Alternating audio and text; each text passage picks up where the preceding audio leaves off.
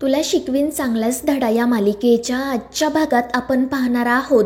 Charuhas sir पुन्हा एकदा सगळ्यांसमोर भुवनेश्वरीची माफी मागतात आणि ते ऐकून सगळेजण खूपच खुश होतात.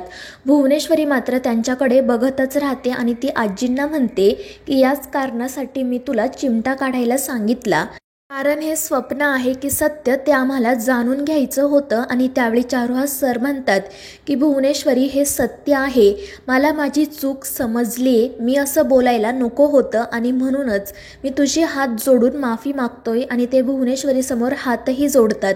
मात्र त्यावेळी भुवनेश्वरीला अक्षरा आणि चारुहास सर मगाशी जे काही बोलत असतात ते आठवतं आणि ती त्यांना विचारते की तुम्ही माफी मागताय हे ठीक आहे, पण हे सगळं तुम्ही तुमच्या मनाने करताय की तुम्हाला दुसरं कोणी सांगितलंय. आणि मग ती अक्षराकडे बघते तर चारुहास सर म्हणतात की काय फरक पडतो, हे सगळं मला माझं कळलं की मला कोणी सांगितलं, पण मला माझी चूक समजली आहे हे पुरेसं नाही आहे का? आणि मी खरंच मनापासून तुझी माफी मागतोय, मी पुन्हा कधीच तुझ्याशी असं वाईट वागणार नाही, एक माणूस म्हणून तुझ्याशी मी नेहमीच चांगलं वागेल. आणि त्यांचं ते बोलणं ऐकून आजींना, अक्षराला आणि अधिपतीला खूप आनंद होतो. भुवनेश्वरी मात्र त्यांच्या या बोलण्यावर विश्वास ठेवायला तयारच नसते. तर अधिपती म्हणत असतो की बघितलं ना आई साहेब, हे सगळं काही मास्तरीणबाईंमुळे होत आहे. जेव्हापासून त्या लग्न करून या घरात आल्या आहेत ना, तेव्हापासून त्यांचा पायगुण या घराला लागला आहे. सगळं काही छान होत आहे आणि आम्ही तुम्हाला सांगितलं होतं ना की त्या खरंच तुम्हाला आईच्या जागी मानतात, तुमची रिस्पेक्ट करतात. आणि त्यावर भुवनेश्वरी म्हणते की हो ठीक आहे, आम्ही कुठे म्हटलो की हे खोटं आहे. मात्र जो राग एवढे दिवस यांच्या मनात होता तो असा अचानक कसा जाऊ शकतो? आणि त्यावेळी चारुहास सर पुन्हा एकदा भुवनेश्वरीला सांगतात की मी तुझी मनापासून माफी मागतोय, एवढं पुरेसं नाही आहे का? आणि त्यावेळी भुवनेश्वरी म्हणते की एवढी वर्ष तुमच्या मनात आमच्याविषयी राग होता आणि आज अचानक तुम्ही आमची माफी मागताय म्हटल्यावर आम्हाला तर काही सुधरतच नाही आहे. आणि त्यावेळी अक्षरा म्हणते की मला माफ करा, मी मधी बोलते. मात्र ती भुवनेश्वरीला सांगते की बाबांना त्यांची चूक समजली आहे, हे पुरेसं नाही आहे का?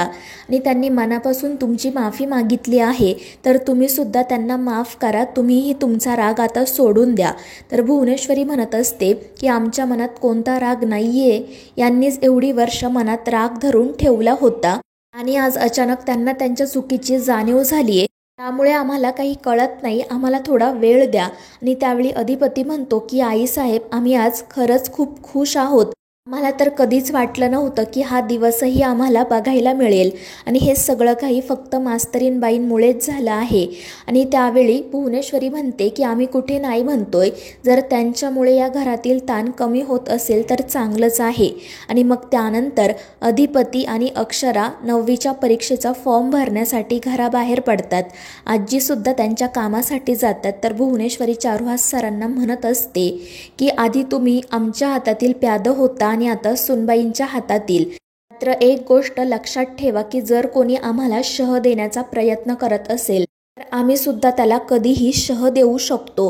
आणि त्यावेळी चारुहास सर तिला म्हणतात की भुवनेश्वरी, मी मनापासून तुझी माफी मागितली आहे आणि या सगळ्या गोष्टी खरंच खूप साध्या सरळ आहेत, तू उगाच वाकड्या नजरेने बघू नको. मात्र भुवनेश्वरी त्यांच्यावर काही विश्वास ठेवायला तयारच नसते. ती म्हणते की वेळ आल्यानंतर सगळं काही कळेलच. आणि मग ती हसतच तेथून निघून जाते. दुसरीकडे अक्षरा आणि अधिपती शाळेत जातात. अधिपती आता 9वीच्या परीक्षेचा फॉर्म भरत आहे हे ऐकून फुलपगारे सरसुद्धा खूप खुश होतात आणि त्याचं कौतुक करतात. तर अधिपती म्हणत असतो की आमचं काही कौतुक, हे सगळं काही मास्तरीणबाईंमुळे शक्य होत आहे. तर अक्षरा म्हणत असते पण अधिपतींनी जर मनावर घेतलं नसताना तर हे शक्यच झालं नसतं. आणि त्यावेळी फुलपगारे सर हसून म्हणतात की हे तुम्हा दोघांचेही प्रयत्न आहेत असं आपण म्हणू. आणि त्यावर ते दोघेही हसून हो म्हणतात. त्यानंतर मग अधिपती फॉर्म भरतो. फॉर्म भरून झाल्यानंतर त्याला ओंकारचा कॉल येतो. मुंबईवरून मीटिंगसाठी ते लोक आलेले असतात आणि मग त्यामुळे अधिपती अक्षराचा निरोप घेऊन शाळेमधून बाहेर पडतो. दुसरीकडे भुवनेश्वरी अस्वस्थ होऊन तिच्या रूममध्ये फेऱ्या मारत असते आणि तितक्यात आजी त्या ठिकाणी येतात. त्या विचारतात की काय झालं, आज तुझ्याकडे माझं काय काम आहे? आणि त्यावर भुवनेश्वरी म्हणते की आई, तुला तर माहिती आहे ना, आज मोठ्या मालकांनी माझी माफी मागितली. त्यावर आजी म्हणते हो, मला तर खरंच खूप आनंद झाला. या घरातील एवढं मोठं भांडण मिटलं, मात्र भुवनेश्वरी म्हणते की खरंच हे भांडण मिटलं आहे की नाही हे आम्हाला जाणून घ्यायचं आहे आणि आम्हाला माहिती आहे की हे डोकं मोठ्या मालकांचं नाही तर त्यांच्या लाडक्या सुनबाईंचं आहे. मात्र त्यांनी कितीही प्रयत्न केला तरी आम्ही त्यांच्या या जाळ्यात अडकणार नाही. आणि भुवनेश्वरीचं असं बोलणं ऐकून आजींना तर धक्काच बसतो. तितक्यात दुर्गी त्या ठिकाणी येते. ती सुद्धा म्हणत असते की अगं ताई, हे काय ऐकते मी, मोठ्या मालकांनी चक्क तुझी माफी मागितली, पण मला तर असं वाटते की हा सगळा त्या सुनबाईचाच डाव असणार, तू यात काही अडकू नको. आणि त्यामुळे मग भुवनेश्वरीला विश्वासच बसतो की हे सगळं काही आपल्याला शह देण्यासाठीच सुरू आहे. आणि मग ती आजींना सांगते की तू इथे शांतपणे बस, माझं तुझ्याकडे एक महत्त्वाचं काम आहे. तर दुसरीकडे अधिपती अक्षराला कॉल करतो. तो अक्षरावर खूप खुश असतो आणि तिला म्हणतो की आज आपल्या घरात जे काही झालं ना त्यामुळे मला खूप आनंद झाला आहे. खरं तर हा दिवस माझ्या आयुष्यात उजाडेल असं मला वाटलंच नव्हतं. मात्र आज आमच्या पूज्य पिताश्रींना त्यांची चूक कळली आणि त्यांनी आईसाहेबांची माफी मागितली. आम्ही खरंच खूप खुश आहोत. आणि ते ऐकून अक्षरालाही आनंद होतो. ते अधिपतीला सांगत असते की बाबा वाईट नाही आहेत, मात्र असतो ना एखाद्या व्यक्तीचा एखाद्या व्यक्तीवर राग. त्यावर अधिपती म्हणतो की त्यांच्या रागाचं कौतुक तुम्ही मला सांगू नका. एवढी वर्ष कोणी एखाद्या व्यक्तीवर राग धरून ठेवतं का? आणि आम्ही आईसाहेबांना आईसाहेब मानतोय म्हटल्यावर त्यांनीसुद्धा त्यांना बायको मानायलाच हवं होतं ना.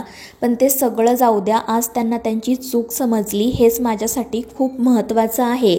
नाहीतर आजपर्यंत ते आईसाहेबांशी एवढं वाईट वागायचे, म्हणून आम्हाला त्यांची खूप काळजी वाटायची, म्हणून आम्ही आईसाहेबांना जास्त जपायचो.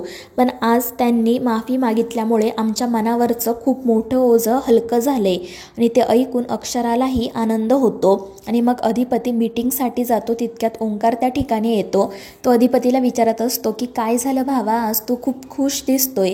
आणि त्यावर अधिपती म्हणतो की आमच्या मास्तरीनबाई खरंच खूप हुशार आहेत, आज त्यांच्याचमुळे मी एवढं खुश आहे. कधी कधी तर मला असं वाटतं माझ्या 700 वर्षांच्या पुण्याचं हे फळ आहे की मास्तरीनबाई माझ्या आयुष्यात आल्या. आणि ते ऐकून ओंकारही खुश होतो. दुसरीकडे अक्षरा चारुहास सरांकडे जाते. त्यांच्या हातावर गोड ठेवत म्हणते की बाबा आनंदाची बातमी आहे. त्यावर चारुहास सर विचारतात की बाळा नेमकं झालंय काय? आणि त्यावेळी अक्षरा म्हणते की बाबा मी तुम्हाला काय प्रॉमिस केलं होतं आठवा. आणि त्यावर चारुहास सर म्हणतात की तू अधिपतीसोबत पुन्हा शिक्षण सुरू करण्याबाबत बोलली आहे का? त्यावर अक्षरा म्हणते हो बाबा, पण त्याहीपेक्षा पॉझिटिव्ह गोष्ट घडली आहे. त्यावर चारुहास सर विचारतात काय? तर अक्षरा सांगते आज सकाळी मी आणि अधिपती परीक्षेचा फॉर्म भरण्यासाठीच गेलो होतो. अधिपती तयार झाले आहेत पुढे शिक्षण घेण्यासाठी. आणि ते ऐकून चारुहास सरांचा आनंद तर गगनात मावेनासाच होतो. त्यांचे डोळे नकळतपणे भरून येतात आणि ते अक्षराचे आभार मानतात. दुसरीकडे भुवनेश्वरी आजींना सांगत असते की सुनबाईंचा आणि मोठ्या मालकांचा नेमका काय प्लॅन आहे, त्यांच्या डोक्यात काय शिजतंय हे तू जाणून घ्यायचं, आम्हाला सांगायचं. मात्र आजी म्हणत असते की हे असं काही मला जमणार नाही. मात्र भुवनेश्वरी ऐकत नाही. ती आजींना इमोशनली ब्लॅकमेल करते आणि त्यांना स्वतःची शपथही घालते. त्यामुळे आजी हे काम करायला तयार होतात. तर मित्रांनो, या मालिकेच्या पुढील भागांच्या अपडेट्ससाठी आपल्या चॅनेलला सबस्क्राईब करा.